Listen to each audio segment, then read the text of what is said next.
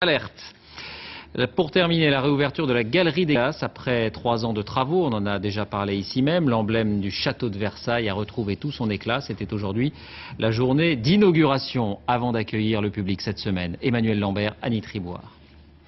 Le roi! Et non, vous ne rêvez pas, nous sommes de retour au temps de Louis XIV, bon d'accord. Le roi Soleil, c'est un comédien et ce jour-là, nous étions sur le tournage d'un téléfilm. Mais la Galerie des Glaces, elle, est aussi belle qu'en 1684.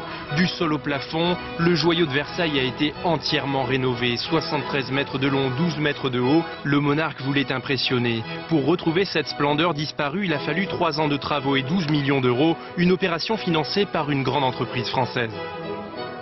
Certes, nous on a mis presque autant de temps pour le restaurer que Lebrun pour le réaliser, donc c'est pas forcément un exploit sur les délais. Par contre, je pense que le résultat est quand même très encourageant.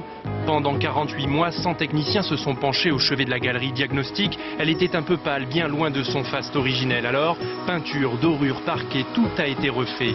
70% des miroirs n'avaient pas bougé depuis 323 ans. Les restaurateurs ont respecté les matériaux de l'époque. Ça aurait été la faute de goût ultime de remettre du miroir neuf. C'est des fautes qu'ont fait les restaurateurs à une époque, au 19e ou autre, qui n'avaient pas du tout la même culture qu'aujourd'hui et c'est quelque chose auquel je n'aurais pas voulu participer moi. Ce matin, plus de 200 journalistes du monde entier étaient en admiration. On pourra avoir le fantasme vers l'histoire française. C'est pour ça que tous les Coréens ils ont très envie de voir les Galeries des Glaces. Aujourd'hui, quand un Japonais visite Paris, le détour par Versailles est obligatoire.